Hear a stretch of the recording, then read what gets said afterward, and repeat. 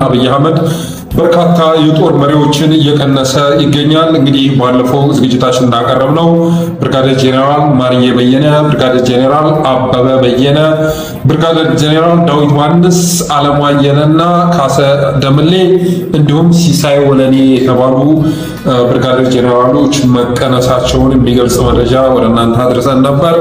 ዛሬ የደረሰ መረጃ ደግሞ ጄኔራል አበባው ታደሰ አምባሳደር ተብሎ ሊሸኝ ስለመሆኑ የሚገልጽ መረጃ ደርሶናል።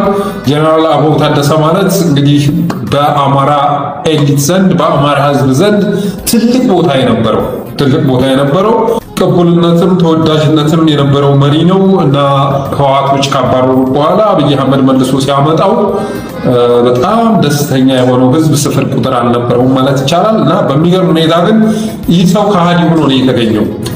የአማራ ኤሊት የአማራ ህዝብ አማራ ነህ ብሎ ቢቀበለው ኢትዮጵያዊ ነህ ብሎ ቢቀበለው እሱ ግን አገው ነኝ በሚል አስተሳሰብ በአማራ ላይ በርካታ ጉዳት አድርሷል።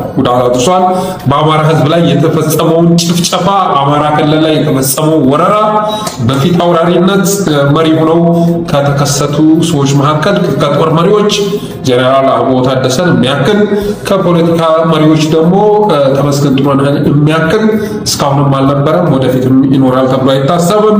ይሁንና አብይ አህመድ ለታማኞቹም የሚታመን መሪ አይደለም። በጣም ታማኝ ሆነው ለተገኙለት ሰዎች ራሱ የሚታመን መሪ አይደለም። አብራችሁ ከቆያችሁ የተወሰነ ጊዜ አብራችሁ ከሰራችሁ ይሄ ሰውዬ ከዚህ በላይ ሊያውቅኛ አይገባም ብሎ ማስወገድ የተለመደ ነው በአብይ አህመድ ዘንድ። ስለሆነም ጄኔራል አበባው ታደሰንም አምባሳደር ብሎ ወደ አንዱ ሀገር ሊያሽከነጥረው መሆኑን የደረሰ መረጃ ያመለክታል። የት አገር ላይ አምባሳደር ይሆናል የሚለው ባይታወቅም ጄኔራል አበባው ግን አምባሳደር ተብሎ ሊሸኝ መሆኑ እውነቱ ታውቋል።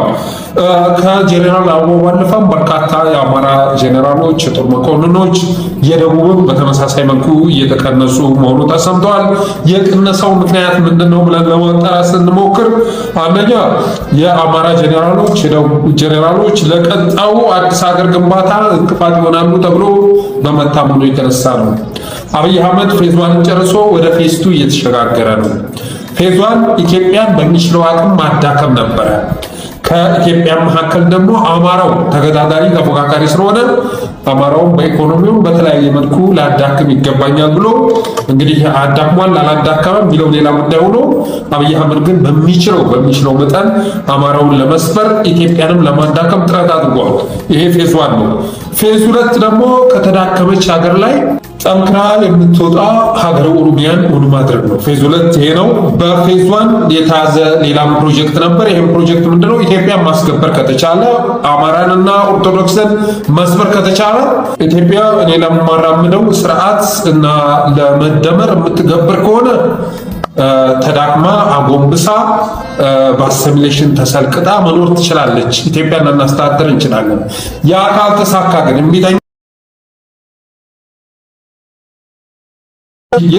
የትኛውም ኃይል መቼም ሀብት ያፈራበት ሀገር ሲዘርፋት የኖረችውም ሀገር ሀብት እስካፈራባት ድረስ ስትፈርስ ማየት ደስ አያሰኘውም። ኢትዮጵያ ስትፈርስ ኦህዴድን ተከትሎ ሀገረ ኦሮሚያ ውስጥ ለኔም ቦታ ይኖረኛል ብሎ ሊያስብ አይችልም። ምንም እንኳን እነ ጄኔራል አበባው እነ ተመስገን ጥሩነህ የመሳሰሉ ባንዳዎች፣ ገባሮች የትኛውም አይነት ኦህዴዳዊ ሀሳብ ቢመጣ ያንን ይቃወማሉ ተብሎ አይታሰብም። አብይ አህመድ ግን የአማራ ጄኔራሎች ለቀጣዩ አዲስ ሀገር ግንባታ እንቅፋት ሊሆኑ ስለሚችሉ ከአሁኑ ማስወገድ ያስፈልጋል በሚል ምክንያት በተለያየ ሰበብ እየቀናነሳቸው መሆኑ ሰምተናል። ሁለተኛው ስልችት የወለደው አመፅና የጦርነቱ ቀጣይነት እንደ ምክንያት ይነሳል። ስልችት አብዛኛው ጦር መሪ ሰልችቶታል። በግልጽ ሲናገሩ ነበረ። እነ አለምሸት ደግፌ እነ ፍጹም አሰፋና የመሳሰሉ ጄኔራሎች በሚዲያ መጥተው ጦሩ ከራሱ ህዝብ ጋር መዋጋት እንዳንገፈገፈውና ወደ ካምፑ ገብቶ እረፍት ማድረግ እንዳማረው በተደጋጋሚ ሲናገር ነበረ። የአማራ ጄኔራሎችም ወደ ሚዲያ መጥተው ባይናገሩትም የዚህ ሀሳብ ተጋሪ ናቸውና ስልችት የወለደው አመፅ ሊነሳ ይችላል። እነዚህ በተለይ ደግሞ ስርዓቱ የኛ አይደለም ብለው የሚያምኑ ተላላኪ የሆኑ የደቡብ የአማራ ጄኔራሎች እድሜ በተሰጣቸው ቁጥር ጦር ላይ የሚቆዩበት አግባብ በተፈጠረ ቁጥር በስልችት መንፈስ፣ በተስፋ ቆራጭነት መንፈስ ወደ መፈንቅለ መንግስት ሊገቡ ይችላሉ በማለት ነው። ፕላስ ቱዛት ደግሞ ጦርነቱ ቀጣይነት ያለው መሆኑ ነው። አብይ አህመድ በስልጣን እስካለ ድረስ ጦርነት ይቀጥላል። አብይ ያለ ጦርነት ያለ ግጭት ህልውና ያለው መሪ አይደለም። በትርምስ መካከል እያጭበረበረ እያምታታ አንዱን እየፈታ አንዱን እያሰረ አንዱ ጋር እየታረቀ አንዱ ጋር እየተቃቃረ መኖር የሚፈልግ መሪ ነው። ስለዚህ ጦርነቱ ቀጣይነት አለው። በቀጣይ ከኤርትራ ጋር ታስቧል። ከትግራይና ከአማራ ኃይሎችም ጋር ወደ ጦርነት መግባት አይቀርም። ስለዚህ ጦርነቱ ቀጣይነት እስካለው ድረስ እስካሁን ድረስ የተሰራጩትን የጦር አመራሮች ገለል በማድረግ በአዲስ መተካት ያስፈልጋል ብሎ በማመኑ የተነሳ ነው። በነገራችን ላይ አብይ አህመድ የትግራይና የአማራ ኃይሎች አብረው ይወጉኛል የሚል ስጋት በተለይ ደግሞ በቀጣው ክረምት ማለት ነው በከፍተኛ ሁኔታ እየናጠው መሆኑን የደረሰ መረጃ ያመለክታል። እኔ በፋኖዎችና በትግራይ ኃይሎች መካከል ያን ያህል የተመሰረተ ግንኙነት አለ ብዬ ባላምንም በብልጽግና ዘንድ ግን ያለው ስጋት አይደለም። የትግራይ ኃይል ኤኒታይም ወደ ጦርነት ቢገባ 400 ሺህ ኃይል ማቅረብ ይችላል። ከፋኖ ደግሞ ለየት የሚያደርገው የትግራይ ኃይሎች የውጫዊ ድጋፍ ያላቸው መሆኑ ነው። ስለዚህ ሁለቱ ኃይሎች ተባብሮ ከመጡ ክረምቱን ላላልፍ እችላለሁ የሚል ስጋት አለው አብይ አህመድ እና እነዚህን የጦር መሪዎች ደግሞ ለሶስተኛ ለአራተኛ ጊዜ ከትግራይ ጋር ሊያዋጋቸው ስለማይችል እነሱን ገሸሽ በማድረግ እነሱን በማስወገድ በሌላ የጦር መሪዎች መተካት ያስፈልጋል የሚል ውሳኔ መወሰኑንና በዚህም የተነሳ የጦር መሪዎቹን ማሰናበቱን የደረሰ መረጃ ያመለክታል። አብይ አህመድ ሁለተኛ የመዳኛ ቴክኒክ ያደረገው ደግሞ ምንድነው? በምንም ይሁን በምን ወልቃይት ላይ ጦርነት እንዲነሳ ማድረግ ማድረግና የትግራይና የአማራ ህዝብን ማታኮስ ማገዳደል ያስፈልጋል። ሁለቱን የሰሜን ህዝቦች ካላጨፋጨፍኩ በስተቀር ህልውናዬ በአጭር ጊዜ መቋጨቱ አይቀርም የሚል ስጋት እያናወዘው እንደሚገኝ መረጃዎች አመላክተዋል። የሆነ ሆኖ እንግዲህ እነ ጄኔራል አበባው ታደሰ መነሳታቸው እርግጥ ሆኗል። ይሄ ባንዳ መቼም ወደፊት አማራ ወደ ስልጣን በሚመጣበት ሰዓት ላይ የፍትህ ቀን ሲመጣ ሂሳብ ከሚወራረድባቸው በህግ ተጠያቂ ከሚሆኑ አካላት መካከል ዋነኛውና ቀዳሚው ጄኔራል አበባው ታደሰ ነው።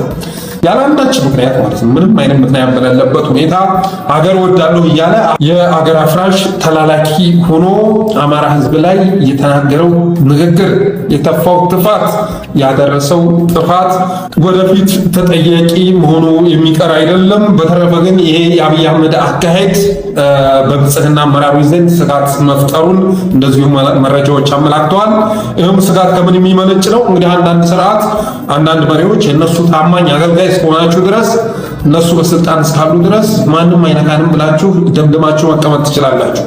በአብይ አህመድ ዘመን ግን ይህ አይነቱ አስተሳሰብ ፍርሽ ሆኗል። አብይ አህመድ ታማኝ ብትሆኑለትም ታማኝ አገልጋይ ተላላኪ ብትሆኑለትም ወፈፍ ያደረገው ቀን አሽቀንጥሮ ይወረውራችኋል፣ ክህደት ይፈጽምባችኋል።